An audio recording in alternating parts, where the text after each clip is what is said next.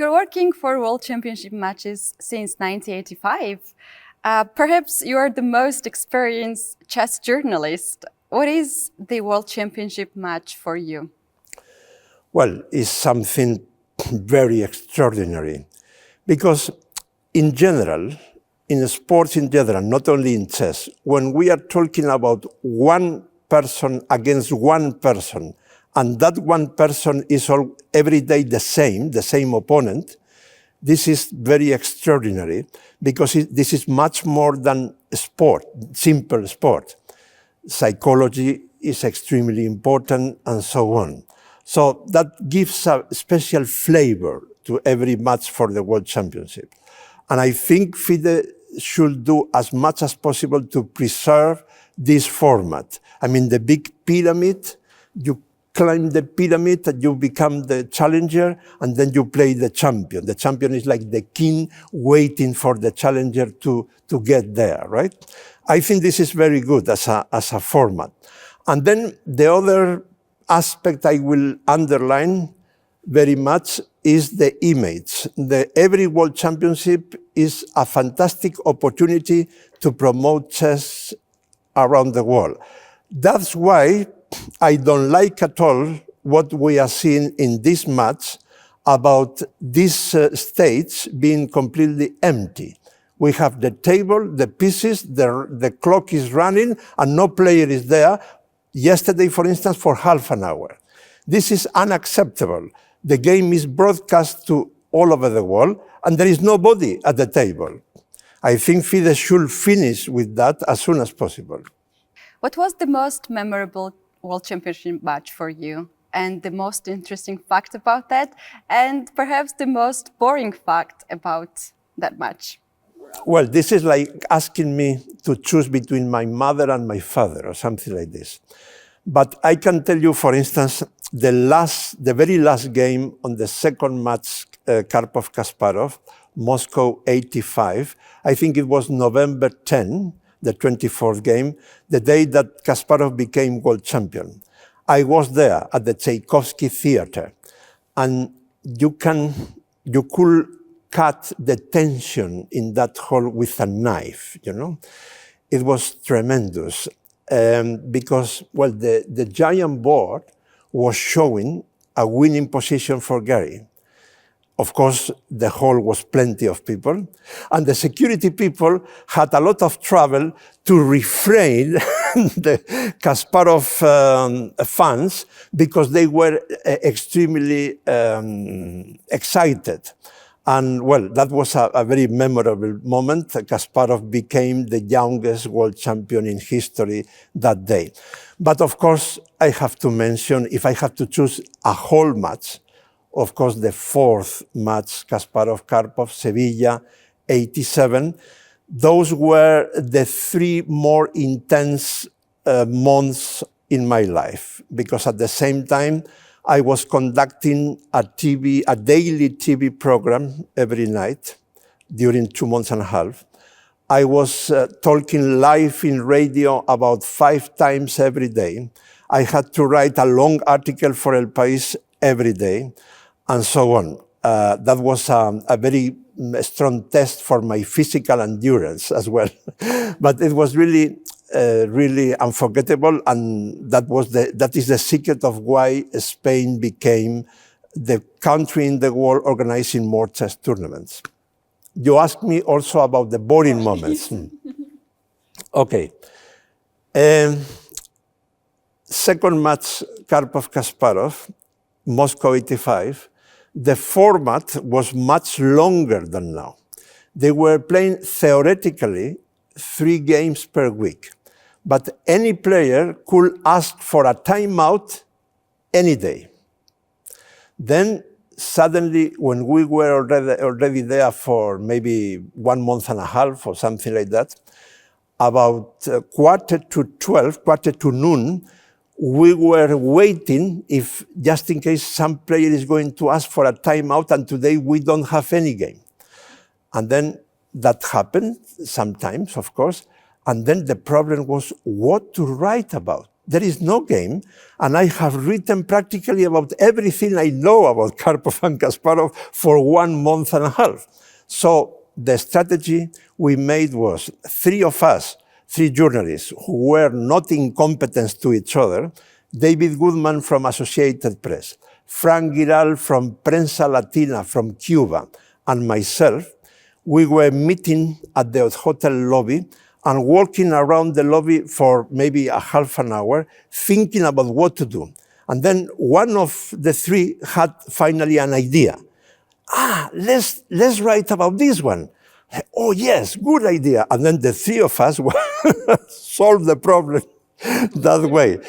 It was a bit boring sometimes, but anyway, interesting. What can you tell us about the audience of El País and other Spanish media? Is chess still popular now? More popularity, not only because of the pandemic and the Queen's Gambit series, but also for other reasons, specifically in Spain.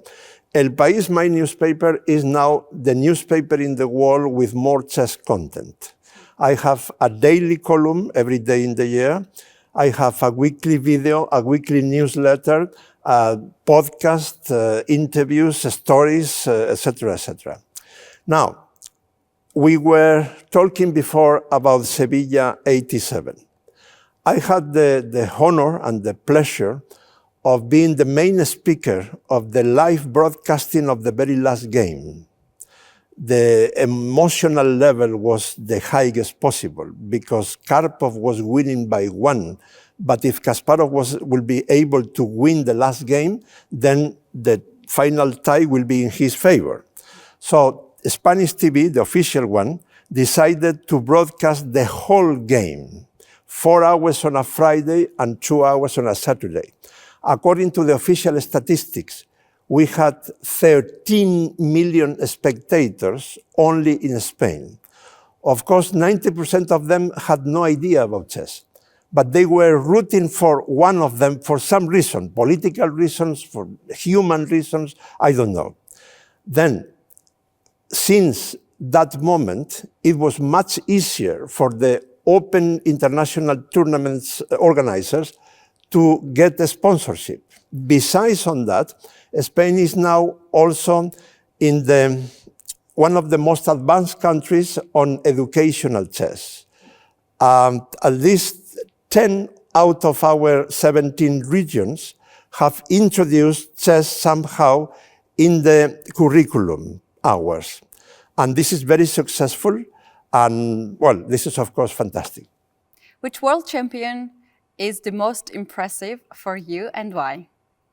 Bobby Fischer, of course, because he was a very, very, very special character. He was a genius. His IQ was even higher than Einstein's, but he was also mentally ill. So I had the pleasure of meeting him in secret 3 times, in 1991 twice, and in 1992 one, before he came back in Svetya Stefan against Spassky. And well, those were one of the strongest experiences in my life in both senses. But of course, well, I have known and interviewed all the world champions since Botvinnik, except Petrosyan. So it is very difficult to choose. If you change a little bit the question and you ask me which world champion has made more for chess in the world, then my answer will be Garry Kasparov. And why is that? Because he was very sensitive from the very beginning that the obligations of a world champion include to do their best or his best for chess popularity. And he was making a lot of effort on that field. Do you remember some funny stories in the previous matches? I don't know if it is very funny. I don't know if the word is funny, but it could be very useful for our listeners thinking about the possibility of becoming chess journalists. How should you do it if you want to become a chess journalist? It's not a World Championship, it's a candidate semifinals, London 83. This is my first job as a journalist for general media. We are talking about Kasparov-Korchnoi and Smyslov-Rivlin. I was flying to London from Bilbao in Spain, and I was very nervous during the flight and very worried because suddenly I realized what I was doing. I was accepting to write every day in a normal newspaper, not for a chess magazine, but for a general newspaper. I said, but I am crazy. I mean, how I was, in my imagination, I was thinking on a reader of the newspaper, having breakfast in the morning and going through the pages, going to the sports section, and then football, athletics, tennis, cycling, chess, and I have, my goal was to stop them when they see chess. How to do that? If I write just about the Sicilian defense, I'm not going to get that. I have to do something else. But what to do? I was obsessed with that. Then I arrived in London, and immediately I went to the official hotel. And I started to walk around the corridors. And suddenly, I saw something which was a very big light for me. I saw some members of Korchnoi delegation talking very friendly with some members of Kasparov delegation. Having in mind that Korchnoi was a traitor for the Soviet Union, he escaped from the Soviet Union, what I was seeing was completely forbidden by the Soviet law. So I ran and I started writing, and my headline was, in chess, we have some peace between East and West. That was a very sensitive headline because at that moment, the tension between Soviet Union, USA, and so on was very high.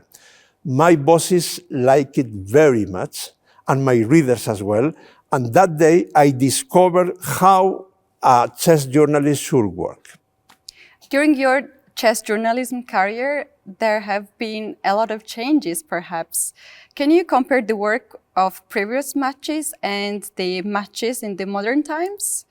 What is the main change, and also what stayed unchangeable? Well, of course, there are extremely big changes in everything related to technology. I remember myself in Moscow 85, my first World Championship, second match Karpov-Kasparov. I was spending much more time sending my story to Madrid by telex. Telex was a very old machine where you have to type everything, and well, it was a very long story. Then my bosses were very angry with me in Madrid because I was unable to send the story. But the story was written 4 hours ago, you know. Now you can just, well, in 1 minute you are sending the story, in less than 1 minute, right? So everything related to technology, including the, stockfish or fritz or whatever, the game, the chess-based database and things like that, all that has changed a lot. What remains equal? Well, sometimes we forget that chess players are human beings. And a World Championship match is a fight between two human beings, two brains. It's like a mental boxing. We should not forget that. Let's talk about ongoing World Championship match between Jan Nepomniachtchi and Ding Liren. What is your forecast for this match? I think that although Niepo is an extremely strong player, of course, but if I have to choose, I think that Ding's understanding of chess is a bit deeper than Niepo. And he has a more universal style. He is able to play very well different kinds of positions. But he has to be at his best. Otherwise, he's going to lose for sure, of course, because Niepo is not only extremely strong, now he has a huge experience because he has learned a lot from the match against Magnus Carlsen.